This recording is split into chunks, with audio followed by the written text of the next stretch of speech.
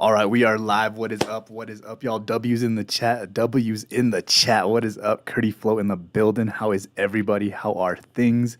Today we are talking about the current triple XXXtentacion murder trial. Now, a lot has been said in court already, and it's only day 3.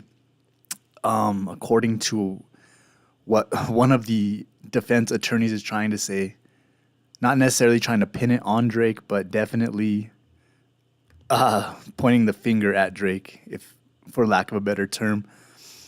But yeah, let a few people get in here and we'll get into it. Like this stream up, get this stream going, send it to all your friends, send it to all your enemies, send it to every enemigo on the block. Let them know KurtyFlo's talking mad shit on the internet. Yeah, man, like the stream, W's in the chat. Chat already saying X did it, or Drake did it. Y'all are wild. Mob ties in the chat. All right, y'all. All right. Now we got a little video we're gonna look at here, just a little something to kind of keep everything in chronological order for us. But we will get into that in a second. How's everybody? Good to see y'all. Thank y'all for coming to the stream today. We're a little early, live at 5, live before 5 today. KurtyFlo. I wanted to come on here later, but I got home early, so I said, hey, let's do it now. It's snowing outside. It's a cold, blistering day where I am. I hope you all are staying warm. And yeah, let's talk about this extremely, extremely sad case for XXXtentacion. Just a sad day in the music world, the day he passed away senselessly. And you're going to find out today and throughout this trial that this was absolutely for nothing. You know, this nonsense. These 4 men, just a lot to say, but we'll get into it. All right. Let's start this bad boy off.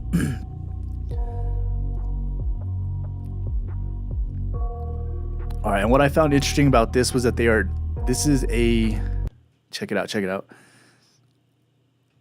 The video I have today are from the Florida courtroom as the trial happened the last 2 days, and they're in their 3rd day today, which we will get into. But what I find interesting is that this is 3 separate trials being litigated simultaneously. So, excuse me, as the state of Florida is prosecuting the 3 defendants in this case, as they all 3 sit in the same courtroom at the same time. Michael Boatwright, his accused accomplice Dedrick Williams, and Trayvon Newsome. Now, the only time I ever saw anything like this was for the Ahmaud Arbery case, correct? Where all 3, here, I got a picture of it, where all 3 co-defendants are sitting together in the same courtroom. And they actually, in the Arbery case, they actually go to trial together. They are convicted and they are sentenced all in the same day, all together as they all sit in the courtroom. So I've never seen a triple trial before, but here we go. So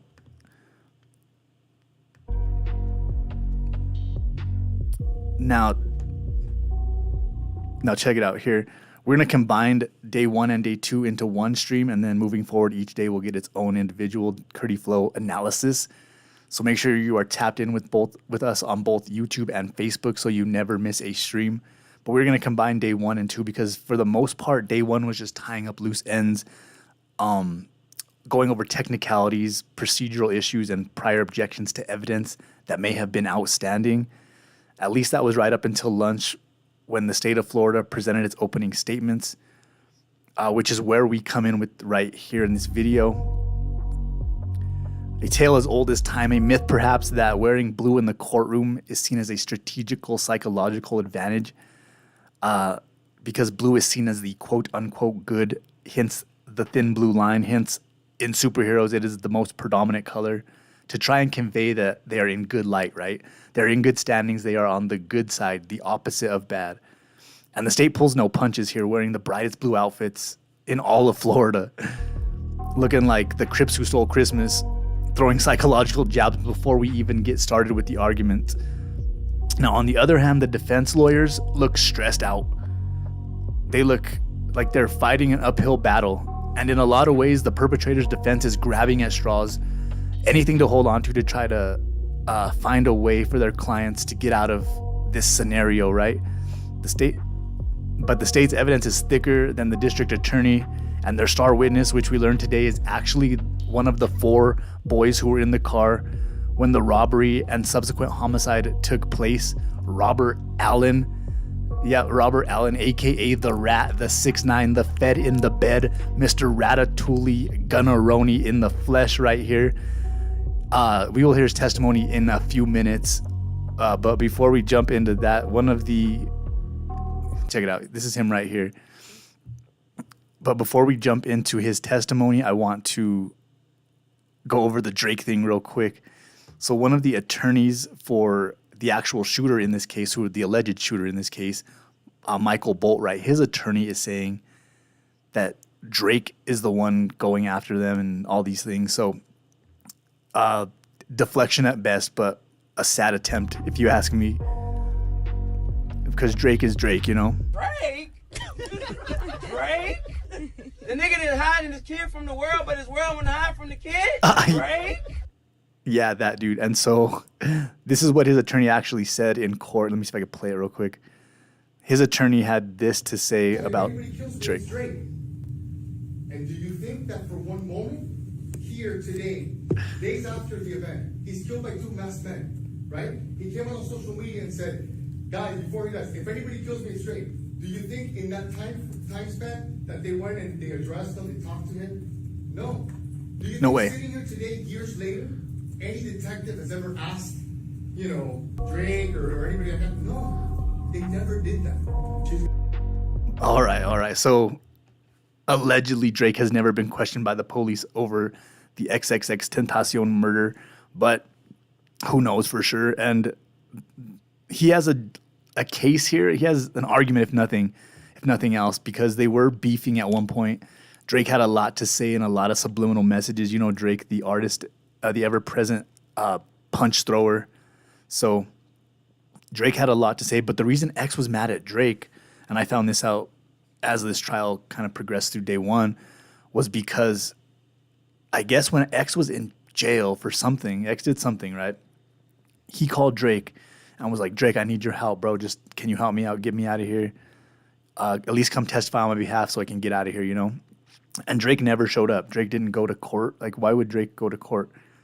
Now, do I think Drake did it? No. Do you think Drake was trying to sell records to capitalize on a quote unquote beef? Yeah. Oh, excuse me.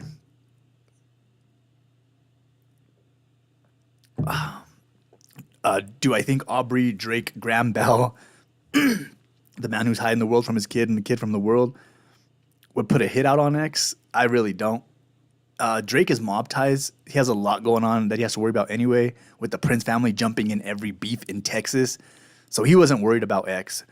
But it will be interesting to see as the days unfold and the arguments kind of come out from each side, if Drake will be mentioned again.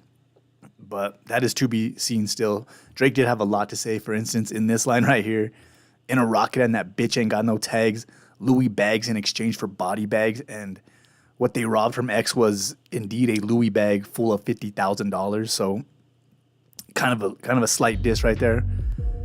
Not 100% that's what he was talking about, but you know Drake, he's never one to just say something. So, and here again, and I'm upset, XXX, that's the only time I ever shoot below the neck. Like, whew. And I think this was after X died, so I don't agree with speaking on the dead like this. At least I don't agree with dissing the dead because they can't respond, right? So Drake could say whatever he wants, and X is never going to get a reply, or he's never going to be able to reply to Drake. So it's kind of corny from Drake. It's kind of a bad look if you ask me, but whatever sells records for Drizzy, you know. And then so Drake they totally try to throw Drake under the bus, and toward the end of day one, the alleged shooter's attorney, Michael Boatwright's attorney, says he was at home at the time of the crime and nowhere near RIVA Sports. So that is what it is. I think what happened was, and you're going to find out, that a phone call was attempted to be calling Michael Boatwright at one point, and he didn't answer his phone before, like minutes prior to the crime taking place. So in my mind, he left his phone at home to cover an alibi. Just saying, I don't know, and that's all alleged. I'm no learning attorney here, but from the outside looking in, that's what it feels like to me, that he left his phone to create an alibi. Let's see what happened next in this case on day one. So as day one kind of comes to an end, you see the bank teller from Bank of America, who X spoke to. He was actually trying to get $50,000 out, or he's actually trying to get $250,000 out in cash. But because the bank literally didn't have $250K in the bank, which is crazy, he was only able to pull out $50K. And he walks out, and they actually pull the woman, the bank teller, to.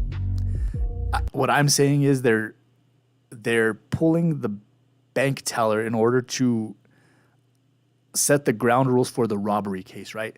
This proves that, okay, X was in the bank, he spoke to someone, he withdrew money from this person that we have in court, and at the time prior to the murder, in the building, he had $50,000, which we see on video him put into a Louis Vuitton bag.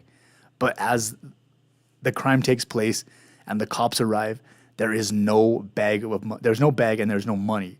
So in case the other side wants to say, hey, look, he had no money on him at the time, this is just a killing, it's not a robbery, or or we didn't rob him, he put his money somewhere else. This is proof that in that bag there was at least $50,000 after he left Bank of America and headed to the bike shop. So she comes in, she sits, and she just basically testifies about X being there, getting his money, and going on his way. She says he's very cordial. It's a very pleasant experience with him. He seemed to be in good spirits, so tragic day that, you never see it coming.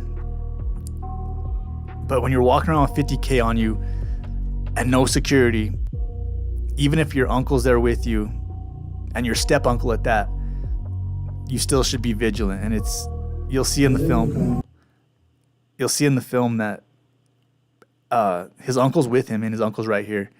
His name is Leonard Kerr, Kerr. He is accompanying X today because X's mother, Cleopatra Bernard, wanted someone to go with X. Now, call that mother's intuition, call it whatever you want, right?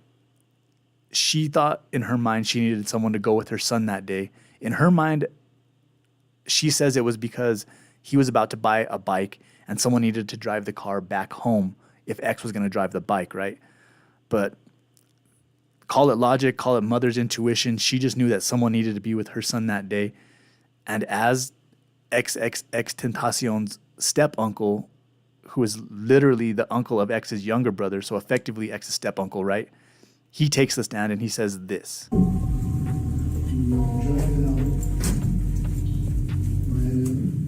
out at the exit, when you pull out, you stop,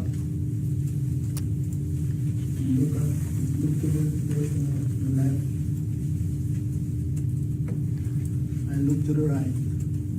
When you look to the left, by the time you look to the left, I see a car just coming down block the entrance, pulled by the entrance. After the car pulled by the entrance, two persons jump out of the side to us, jump out of the car.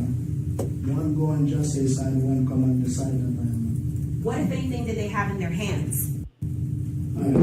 First and foremost. All right, so they pull out of the parking lot at RIVA Sports.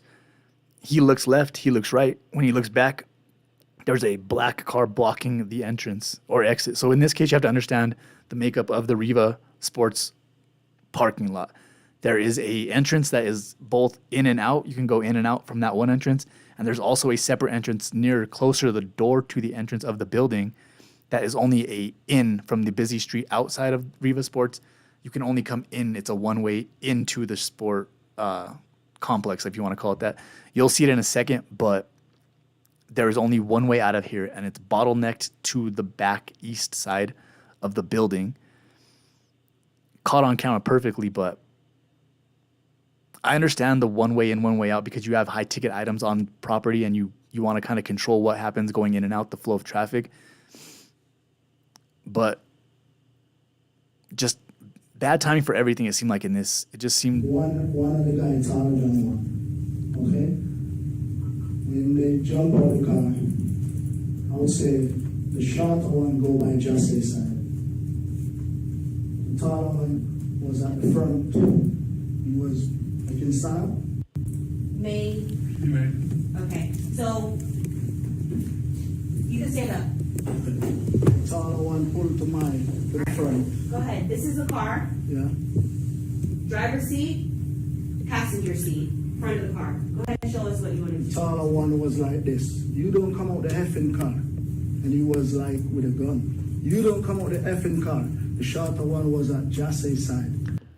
So they hop out on him, draw weapons instantly, and they have guns pointed at these two as they sit in the car, as they're trying to leave the parking lot. So just they got the drop on them, and you'll see in the security footage where they lied in wait, and they hung out and waited for this BMW i8, which is a very recognizable car, to pull out of the parking lot. But they knew what they were doing. Come step down, please. How close was the taller one to the front of the car if these are the two front seats? Right, that's the car. The taller one was like this. You don't come out the effing car. You stay in the car. You stay in the car. Don't come out the effing car. And I was like, All right, and you're gonna see surveillance video here, but coincidentally, allegedly, the four boys that were in the car went to RIVA Sports to get a mask because they rented this car off of Turo, the app Turo. The car they're in, it's a Dodge Journey, I believe. They rented it off Turo through a girl. They get the car, and then they drive to RIVA Sports to get black masks to rob the first person they saw that day. Unfortunately for us, the person they saw first was XXXtentacion.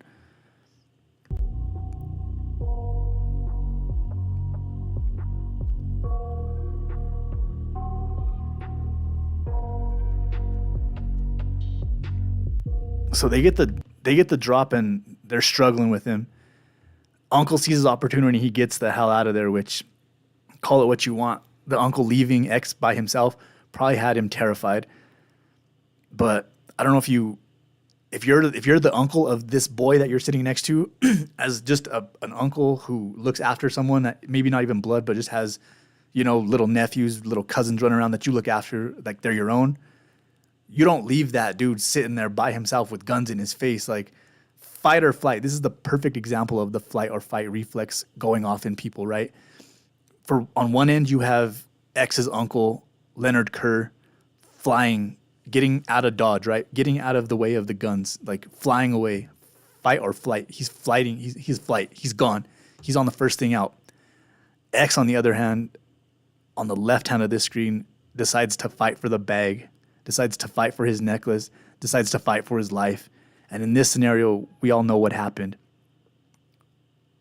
So, lessons to be learned here.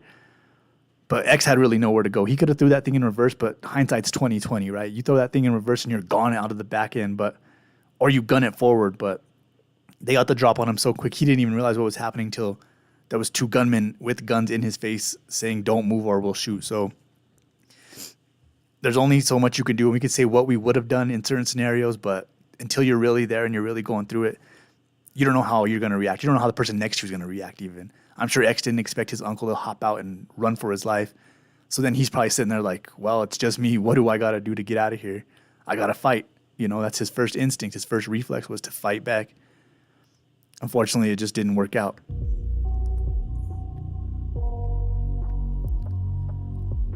All right, and that brings us to day 2. Day 2 starts with cross-examination of Leonard Kerr, the uncle who ran away from the vehicle. But the language barrier, because he is Jamaican, is making it hard in the courtroom for the defense to really cross-examine him, because the line of questioning doesn't go as smoothly as they had hoped because of his comprehension level or his ability to express himself properly, correct? So he has a very heavy Jamaican accent, which makes it hard to understand as well. But at the same time, he's not understanding the question because the language barrier is significant here, right? But nonetheless, the cross-examination finishes up with Leonard Kerr, and he says this to reiterate on day 2. The top one that come with put pipe in Okay. You can see his hands. there. Yeah. Okay. And this is where it gets juicy, y'all. This is where it gets juicy. Let me tell you why. Because the Fed in the bed, a.k.a. 6ix9ine, a.k.a. Biggie, spills the one who is giving up the whole set in one breath, solid as liquid soap, and the state's star quarterback, the state's star witness, none other than Mr. Robert Allen, takes the stand, and he turned state's evidence and went big puss malanga on him for a Big Mac and some ketchup. This man was, this is why. Okay, so it came out in court why he decided to take the plea deal, which I think he could have got a better deal, but that's none of my business. But according to what they said in court, he was facing 12 other felony charges unrelated to this case. So separate of everything that happened with X, he was already facing 12 felony charges when they caught him, right? So basically what he did, he took the downgrade from first degree to second degree murder, basically, which takes life without parole off the table. So technically one day he maybe can get out if he is granted parole at some point after he serves whatever the deal entails. We don't have the paperwork in front of us, but we do know that this is the man who is their smoking gun, their star witness. And no, I don't want to say everything because this is a pretty cut and dry case, but the fact that they have one of the guys who was there and orchestrated the entire thing makes the guys who are sitting on the other side of it, the other 3 co-defendants in this case, have an uphill battle that they will never, ever come out of prison for. They know they're looking at 25 and an L, right? They're trying to avoid the L, but they're taking this L. And so he gets on stand. So he gets on stand and he basically just couldn't wait to tell on everybody. What bag? Okay, do you remember what kind of bag it was? Yes. Tell us. See that Louis Vuitton bag, that one that he was seen leaving the bank with, putting all the cash in. So logically, the cops can say, okay, he went from the bank to What does RIVA. Trayvon Newsome do after he grabs the bag? As he grabbed his bag, shots on fire. Judge, I'm gonna ask him to speak to the microphone. As he's grabbing the bag, shots are fired. Who shoots the shots that are fired? Michael Boatwright, And who does he shoot? Triple X. Where does he shoot him from? What side of the car? So if Triple X is in the driver's seat and Michael Boatwright is in the driver's side, the shots are coming onto Triple X's left side or right side? Which side? Left side. We got him, y'all. Shout out to academics. We got him, y'all. Book him into evidence. Okay. We got him. Got him, y'all. Got him. Ain't gonna lie, by the time we done, they might get like 5 more charges. I ain't even gonna hold you. File this into evidence. Got him. All right. So he pretty much just went on the stand and squealed like a piggy, all right? He told on everybody, singing like a bird on the stand, right? So a bad look for him, I guess. He had to do what he had to do. What does academics say? He had to do what he had to do. He's up there. He fell to his knees when the law came. But we got him, y'all. They got him. So this man is giving his full testimony. And it's just, he's telling on everybody. Everything, every which way he can find. Now, today in court, we found out that last night as they were leaving court, one of the co-defendants, Javion, the 24-year-old, sees him in the hallway as they're being, detained because they're still in custody, right? They are still in the state's custody. They're in jail. They're still in jail. So they're going to pass each other. They're going to see each other at some point. Last night, leaving the court, when they did see each other, when the 3 co-defendants saw the rat, they jump his case. They start calling him a rat, a fed. You're working with the white man. You're working with the police. And in court, on the street, that doesn't really mean nothing. You can say whatever you want. But in court, that shows intimidation of the witness, right? So among the litany of charges they already have, they're facing that too. And here you have X walking into the store. Just another regular day, man. You know, he thought he's gonna go in there, buy some bikes, ride off into the sunset. There's his uncle right there. That's X and his uncle. His uncle's in the whites. You're gonna see the two boys that walk in. Now see, right there, they're trying to say that this man right here who walks in with the hat has something to do with it too. Watch, I'll show you. They're trying to say this man with the backwards camo hat also has something to do with it. And you'll see why in a second, but that's what they're trying to say. They're trying to pin it on this guy and get the gun out of Michael Boatwright's hand. But we'll see.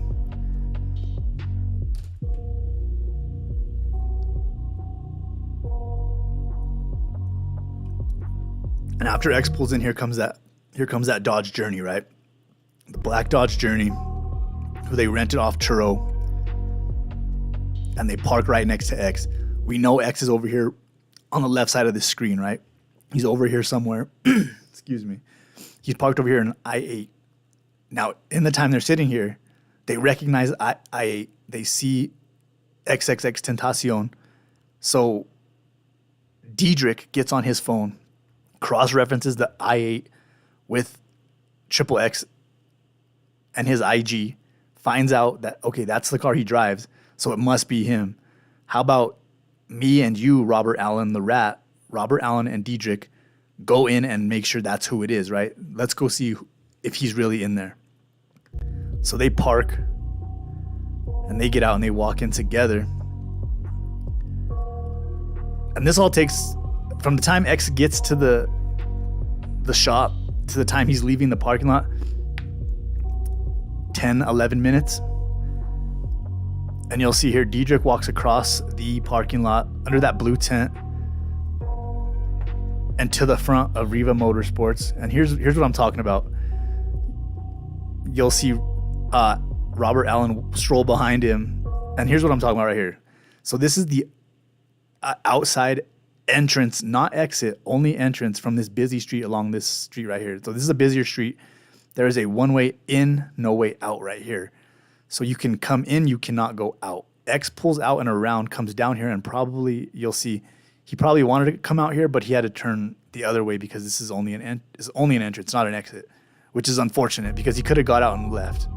He could have just acted like he didn't know and hit this road and took a right and been gone. These boys would have had to chase him down, right? And could have changed history, but it just didn't work out like that. So these two walk in, they stagger out, but X is right here at the front door. He's literally standing at the front door talking to the business guy, right? The RIVA Motorsports guy. X is right here. His uncle's right here, and these guys are walking in looking for him, actively looking for him, spotting him. X sees him, it's off camera. X sees him though. X sees him and he walks over. So this is weird because X walks over after he sees him. He sees them, they see him. And then X kind of, something in his gut told him, you know, look at these guys a little longer. Linger around and see what these guys are all about. He got a bad vibe. And you got to trust that gut instinct for a second. Maybe he thought it was a fan.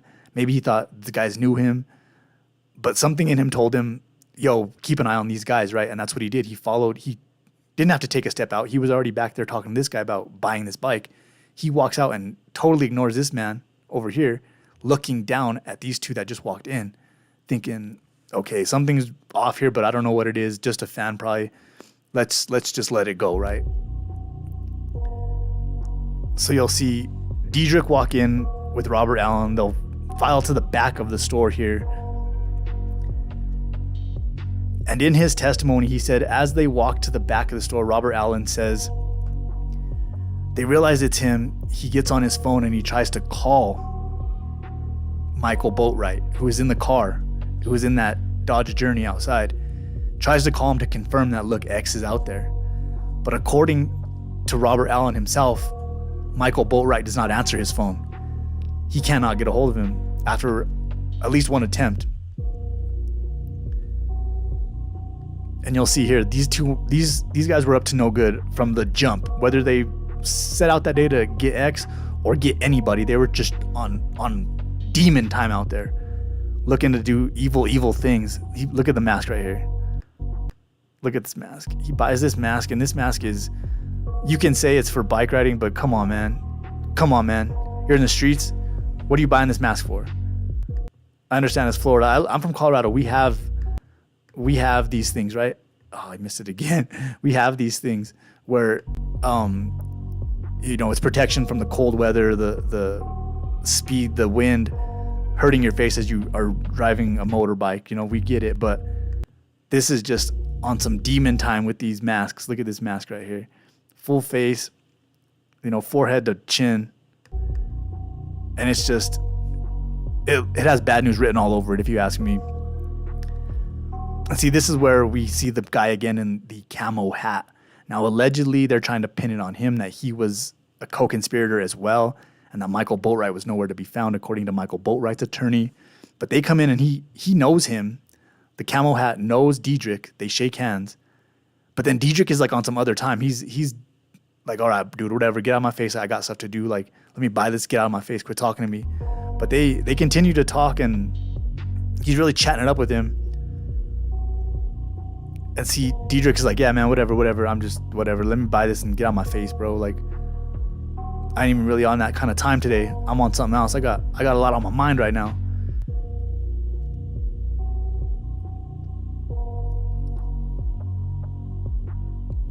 And you'll see, here's the phone call that is allegedly made to Michael Boatwright's cell phone that he does not answer, by Robert Allen himself. The Fed in the bed, Robert Allen, making a phone call, conspiring just the same, not any less guilty because he ratted.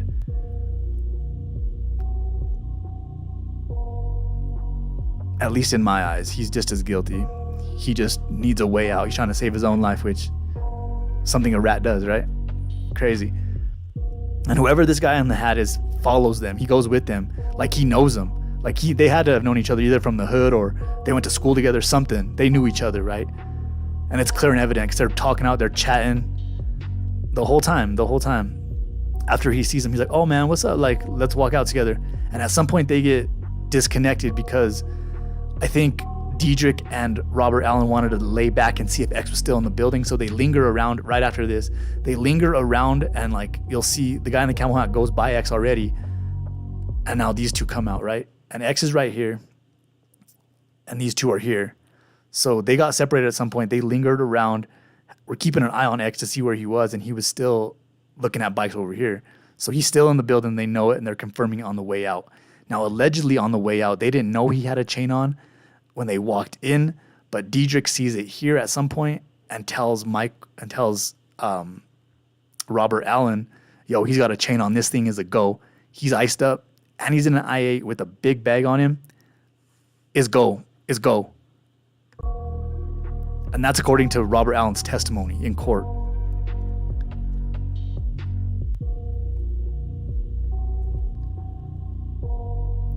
They walk out here unassumingly. No one bats an eye at them. Nothing is said. They walk out with their purchase and they go sit back in the Dodge Journey. And during this point, Robert Allen and Dedrick are telling the other two, look, it's him, but we can't be the ones to go back and do this. They already saw us on camera. So y'all two have to do it, right? Meaning Boatwright and Javon, the other guy, 24-year-old, has to go in there and do it, right? Let's go see his name. What is his name? I forgot it. So those two, Dedrick and Robert Allen, are not the shooters, not the gunmen at least. The Dedrick Williams and Trayvon Newsome are the two who hop out. Oh no, Trayvon Newsome and Michael Boatwright. Michael Boatwright's the tall one, the tall skinny one. So they get in their car, they back out of their parking spot. They were parked right next to X. They had to be parked right next to him because we know that the I-8's right here, and look where they pull out from, right next to it. They pulled up right next to it, probably ran the license plate, looked inside, see if they can smash and grab anything in the car while they were there. They pull out here though, and they're going. They exit and they leave the parking lot to the left. But here's what we didn't see until yesterday in court. They go left right here, right before things are about to go left, and they park their car right here. This is them right here, look. They stop and back into a parking spot right here and wait. They wait right here for 10 minutes. Literally, they sit right here, and for 10 minutes, from where they're parked right here, they can see the I-8 parked right here. They sit and they watch the I-8 until it moves. For 10 minutes, they had 10 minutes to decide, okay, we'll go do something else. We'll go hit another lick. This doesn't have to be what it is. But greed, man. Greed will get you every single time. And here we sped up, but X is leaving 10 minutes later. And he's walking out, throws his hood on. According to his uncle, they deny a fan a picture at some point. That's not on camera. I don't see that happening. Maybe over here in the parking lot when they're leaving this guy from over here. Somebody asks them for a picture and X says, no, we can't, bro. We got to go. We're on some other time. I'll see you, though. I'll see you. He tells him, I'll see you later. You know, we're good. We're good. So they get in the Beamer and exit the parking lot. Right behind this RIVA truck who was pulling a Ski-Doo, right? Now, here's why I say X thought he could leave, because he could have backed out and went the same way the assailants went, right? Assailants back out and go left here and hit the exit. He backs out and goes right, coming down in front of the store by that entrance only, right? So he might have assumed that he could have gone out right there. When he realized he couldn't, he goes left and he goes out the way he came in, right? Which is the only way you can come out of this place. So he's behind this truck. And there's people out in the parking lot when this happens. There's a lot of witnesses that we don't need the uncle's testimony, but there's a lot of people out there watching as this happened. They roll up and it's on. Instantly they hop out. They're reaching for the bag. The uncle runs and it's just madness. All hell breaks loose. These two are jockeying for the bag, trying to get it out of X's hand. X doesn't want to let it go. He's fighting it. And the reason they said that he shot was because he reached for the gun, right? But now they are tailing off, gone, you know, and they're gone. Those guys were gone through there. So it was bad all around for everybody. It was just it happened so fast that they didn't have time to react. But just a sad day, man. Sad, and we found out a lot in court the last day. Day 3, which was today, was not very news heavy. It was just more testimony from Robert Allen and him saying everything that happened. But crazy times, man. Crazy times. I couldn't believe when X got hit. But what's up, Justin, in the chat? Sorry, man. I was zoning out in the video. Justin, what's happening, brother? Just a crazy time, especially if you were an X fan at the time, which I admittedly I wasn't a super XXXtentacion fan, but I did know his music, and you know, his contribution to the music was crazy, right? Talented young man. Way too young to be having something like this happen to him. I did want to speak on having security and walking around, moving the right way in the street, right? Now, he was in Florida. This is not gangland LA, but you can get it anywhere, right? There are gangsters anywhere, and there are gangsters everywhere. Especially a high-profile star like yourself, like he was. You're going to be noticed, especially with the hair color you have, the tattoos on your face. Just your presence itself demands attention. So when you go somewhere, not saying his uncle was wrong for what he did. Maybe he just wasn't prepared for what happened. But you have to come correct. And if he had security, if he had something with him, this could have ended a lot different. It just unfortunately didn't happen that way. So sad day, but every dog has his day. And in court, these three will certainly have their day. I expect them to get the book thrown at them. Literally, they will never see the light of day again. I don't know if the death penalty is a thing in Florida. I'd have to look, but senseless acts, and these men should pay, including the rat himself, including Robert Allen. He needs to pay for this too, because he was just as involved. He was the eyes in the store for him, for the rest of the crew. He saw him. He said, let's get the drop. But he did say in court that as he comes out of the store with Dedrick and they get back in the car, they're discussing what's going on there. And before they put on the masks, that the other three didn't want to do it, right? Dedrick was the only one who still wanted to do this after they walked in. So when the other three kind of gave some pushback on it, Dedrick was like, what, are y'all scared? And of course they couldn't let their homie think that they were scared. And they couldn't let that slide because that was maybe their OG, right? Or they looked up to the kid. So instead of letting that slide, they slid on X. Senseless, bro. Senseless.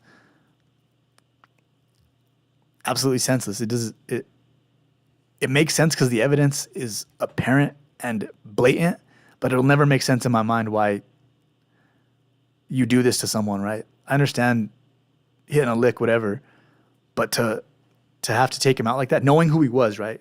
Knowing that even if this goes left and nothing happens and he doesn't get shot, there's still going to be every cop in the world on you because this is a high profile celebrity, right?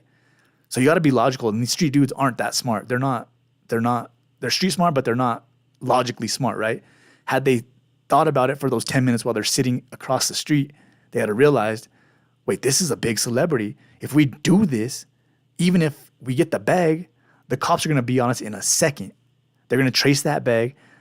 And the cops aren't going to let this one slide because the outrage from just a celebrity being robbed is so much news that the pressure's on the PD now to find out what happened, right? So lack of judgment on their part, lack of preparation on X's part, and that is unfortunately the recipe for disaster. And a tragic disaster is what we saw that day. But yeah, guys, it is what it is. We can't take it back now. We can't go back and get X back. We can only let his music live for him. So yeah, man, that's going to cover it. That's what I wanted to get on and discuss today. Now, remember, we are getting on every day to discuss every day of this trial. Today being day 3, we'll just combine it with today since nothing much happened. Now, this is over, I want to say, 20 hours of court footage, all condensed, and I was trying to keep it under an hour, so hopefully I did that. But these are long court days. These are long court days that start at 10 a.m. and they go right till 4, right till 5. So they're in court all day, and they're going to be in court all day until they find a verdict, until they find these guys guilty. I don't think the state has much to worry about, if that makes sense. I think they're sound in their evidence and in their case that they've built, but we do have to go through the due process of having the lawyers for all 3 defendants call their witnesses, cross-examine witnesses, call objections, right? It's going to be a long process, but the ball is already rolling, so a verdict is expected sooner than later. Not that they're even in the deliberation phase yet, but we are well on our way there. So justice for X, rest in peace to XXXtentacion. We lost a legend that day, y'all. We lost many legends in this game. Nipsey Hussle, Tupac, FBG Duck, King Von. Senseless gun violence. Now I'm going to sit up here and say, stop the violence. I'm going to preach to y'all. You don't need to hear that from me. Y'all know this is bad. Y'all know this is bad, right? Like, even if it wasn't a celebrity, that's your cousin that this happens to. It's all bad still, right? So it ain't even worth it. I would urge y'all to reevaluate a decision and think long and hard before something like this has to happen. Because this didn't have to happen. Didn't have to happen at all. But all right, y'all. Thank y'all so much for watching. It has been fun. It always is. Thank y'all for coming through to the stream. Thank y'all for leaving all the comments, all the love, all the super chats. Remember, KurtyFlo live at 5 every day. So make sure you subscribe so you never miss a stream. And yeah, man, thank y'all for hanging out with us today. Let me know in the comments for tomorrow's live any questions on this that you may have, and those will get answered. But yeah, man, thanks again. It's been a pleasure, and I'll catch y'all in the next one.